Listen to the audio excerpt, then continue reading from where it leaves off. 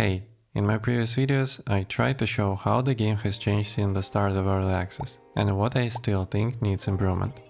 Thank you for the comments, the likes and dislikes, all of it. It's genuinely great to see feedback and I really appreciate it. Today I'm covering all the new features we are getting alongside the vibe, the long-awaited depo dungeon, open world updates, new battle passes and more. We'll also speculate a bit, including the whole new classes topic. So it's not just raw information, it's also my take on what this stuff might mean in practice. Whether you are cooking, working or just lying on the beach somewhere, I'll be your companion for the next 10 minutes. And please don't stop with the feedback. We are on the road to 1k subs and I'd be really happy if you join the journey. Alright, let's get into the new content in Corepunk.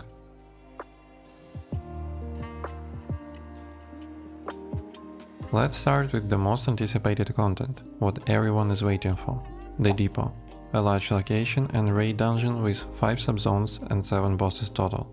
Maybe you remember farming coins back in the day in that area at the bottom of Riverrise City. I don't think the current area is going to change much, because we still have a bunch of quests there.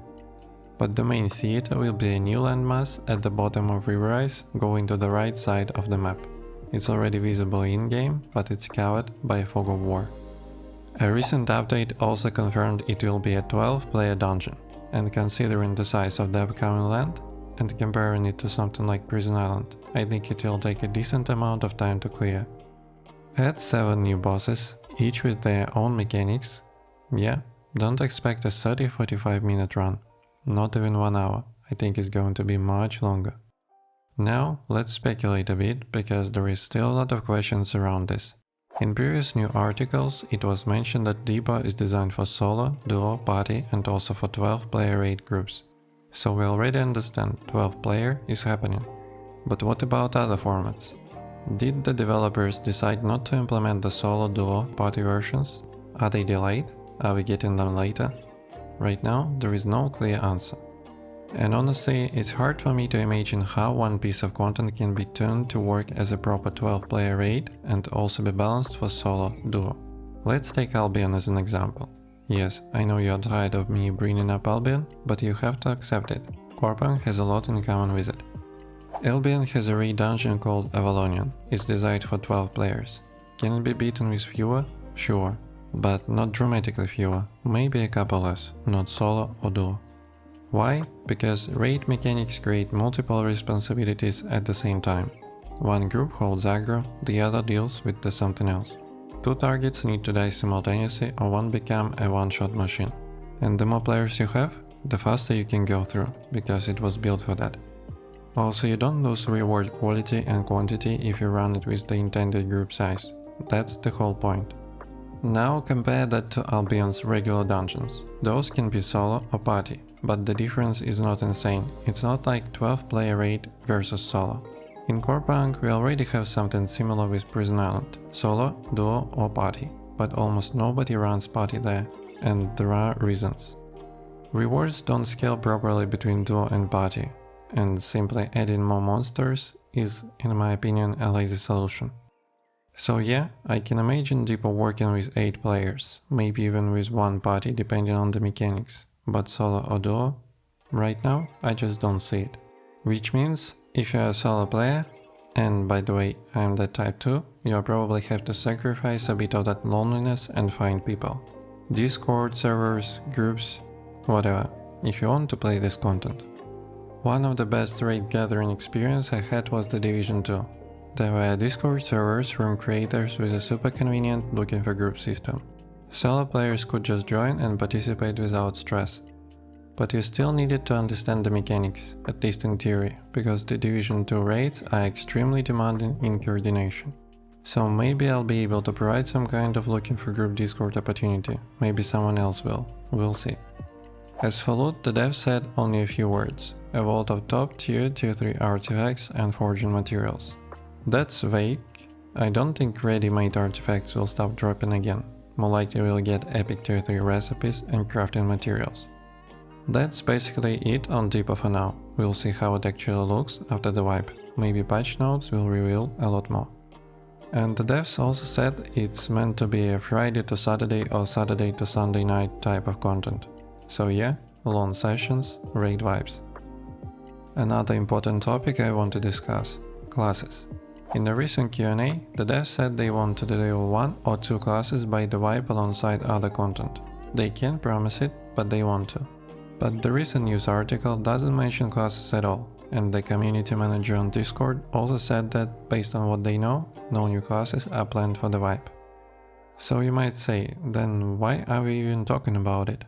Because there is a small but important detail you might have missed. In the wipe article, the devs showed new Battle Pass information, and out of all possible screenshots they could use, they included 2 screenshots featuring the Commando class, which is not in the game yet. Is it a coincidence, a hint, or they are just trolling us? I can't say. But it strongly suggests they were, or still are, working on new classes, and maybe we don't get them with the wipe, but maybe shortly after. The devs know new classes are one of the biggest return to the game triggers for both new and old players. And what better moment to get people back into the launcher than wipe or release? So yeah, we'll see. Next, open world improvements. A lot of players complain that the open world feels empty, and that makes total sense. For me personally, there is basically nothing to do in the open world except gathering or running to a boss shrine. Most endgame content is dungeon based, and you queue for it straight from the city, so it's understandable why this topic is always in focus. The devs keep saying the open world is supposed to be the main stage of action, but the current gameplay doesn't really match that vision. Now they presented a feature called Game Master, a persistent AI antagonist that treats the whole continent like a board game. Not just random waves, an actual force that can capture points of interest, drain regions of resources, kill important NPCs, bring siege engines, and slowly pressure everything towards riverheads.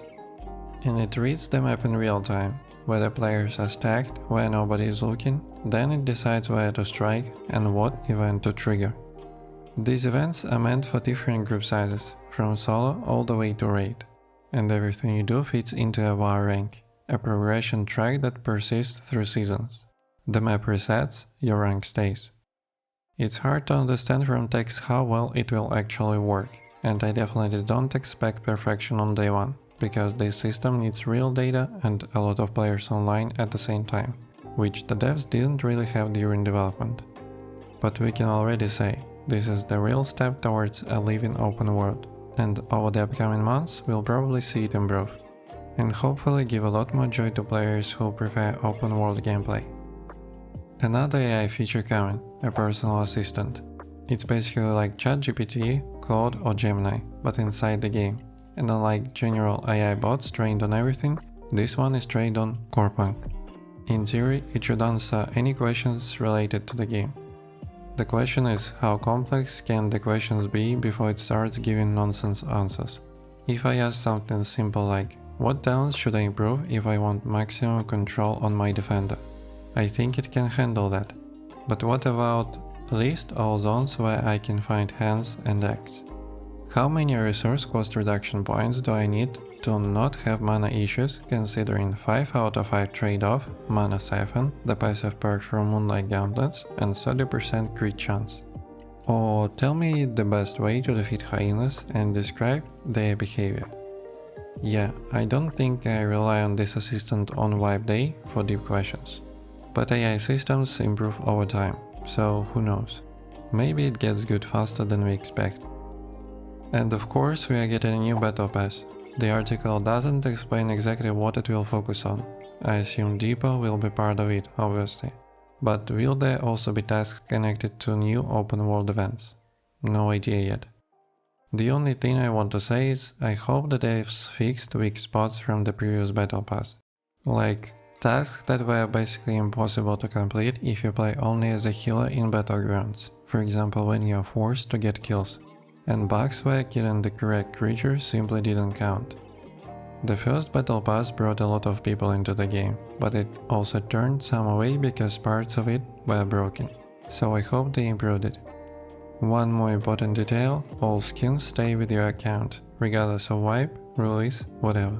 This question pops up in Discord all the time, so the devs decided to say it again. And that's basically all the new content coming with the wipe. or at least everything that I've shared in the article. The last question is still, if not open, then at least half open. I really hope the devs manage to deliver everything on time, because that's been their biggest struggle so far. Right now we are getting a lot of bug fixes every week, and together with the new content, the game should look completely different. Not just compared to the start of early access, but even compared to the state of the game a few months ago. Let me know what you think about the upcoming content in the comments. I really love reading them. Till the next video, I guess. Thank you for your time.